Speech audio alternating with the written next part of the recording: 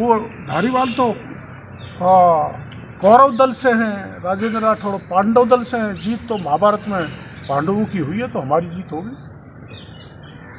हुए होंगे, मैं मना नहीं करता, लेकिन यहाँ तो जो आरोप मैंने लगाए, कहाँ पेपर छपा जो लीक हुआ, राजीव गांधी स्टडी सर्कल है जिसके चेयरपर्सन माननीय अशोक गहलोत हैं, उनके लोग जो प्राइवेट हैं वो उसमें लगा दिए परीक्षा कराने में।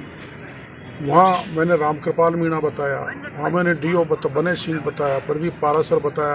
प्रदीप पारासर को गिरफ्तार किया तो वो उन्होंने बताया कि चाबी लेके प्रदीप पारासर ही स्ट्रांग रूम का कमरा खुला के रामकृपाल मीणा को पेपर दे रहा है। मीडिया ने खुद ने छापा है, और उसके आधार पर सरकार ने पहले ही उसको जारौली को बर्खास्त कर दिया।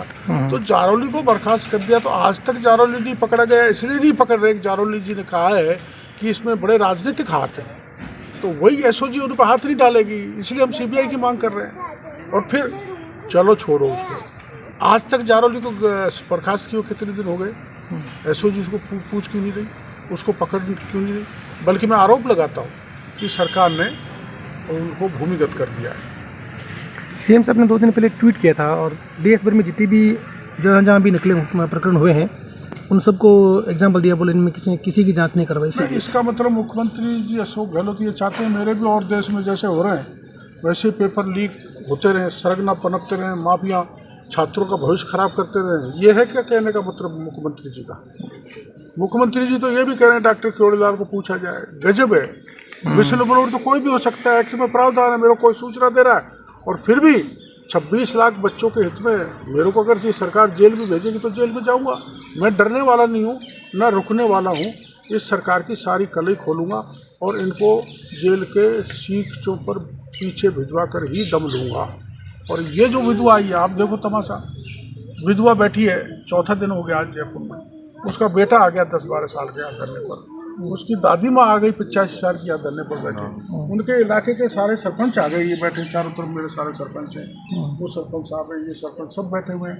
अब आप इतने लोगों के कहने के बाद भी क्या आप चाहते हो कि जनता राजस्थान की सड़कों पर उतरे? तो ये भी तैयारी हमने कर ली है, लोकतांत्रिक तरीके से चाहे सड़कों पर उतरना पड़े, आक्रामक रूप से आंदोलन किया जाएगा।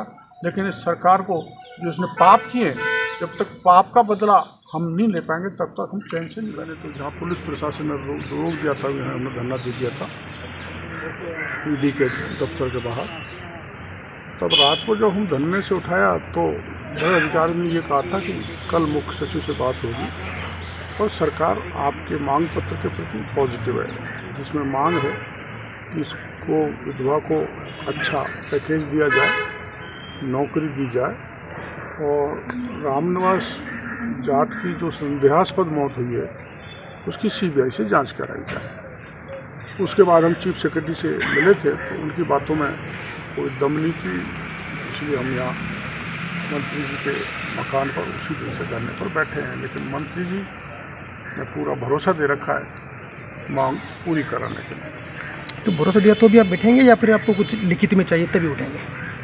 हमको मंत्री जी अगर कहेंगे तो हमें लिखित में जरूरत नहीं है, और सरकार वैसे ही बात करेगी मौके तो हम लिखित में लेंगे। मंत्री जी ने क्या कहा आपने? मंत्री जी अभी अपने क्षेत्र के दौरे पर गए हैं, वो आएंगे तब तक ही रहेंगे आप?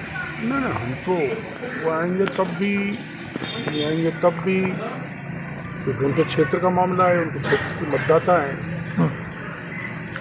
मनीष विधवा, और उनका रुख भी हमें पॉजिटिव लगा। जब मिलने आए थे, पुलिस हमको उठाना चाहती थी, अब पुलिस और गहलोत साहब कितने संवेदन शून्य हो गए कि एक विधवा कोई नई चीज़ मांगने नहीं लाई, दर्जनों को मैंने पैकेज दिलाया। गुर्जर आंदोलन में खुद दोनों सरकारों ने पैकेज दिया, चाहे वसुंधरा जी की सरकार हो चाहे गहलोत सरकार हो, वही पैकेज तो हम मांग रहे हैं, नहीं दे रहे, लेकिन वो उठा के जेल में डालना चाहते हैं। तो मैं तो जेल में भी जाने के लिए तैयार हूँ, लेकिन मैं न्याय दिलाकर ही यहाँ से। देखो, ये एक महाभारत हो चुका है, और जो धारीवाल जी बोल रहे हैं वो कौरव दल की तरफ से बोल रहे हैं, और राठौड़ साहब जो बोल रहे हैं वो पांडवों की तरफ से बोल रहे हैं। तो सर्वविदित है कि पांडवों की महाभारत में जीत हुई थी, असत्य हारा था, सत्य जीता था। कृष्ण की भूमिका में कौन है? भारतीय जनता पार्टी सत्य की लड़ाई लड़ रही है। कृष्ण की आप भूमिका में जानते कौन हो है सर? कि सत्य परेशान हो सकता है लेकिन पराजित नहीं हो सकता। और कृष्ण की भूमिका में तो वहाँ प्रतिपक्ष के नेता गुलाब कटारिया हैं, अच्छा, उनकी अगुवाई में भारतीय जनता पार्टी वहाँ महाभारत का युद्ध लड़ रही है।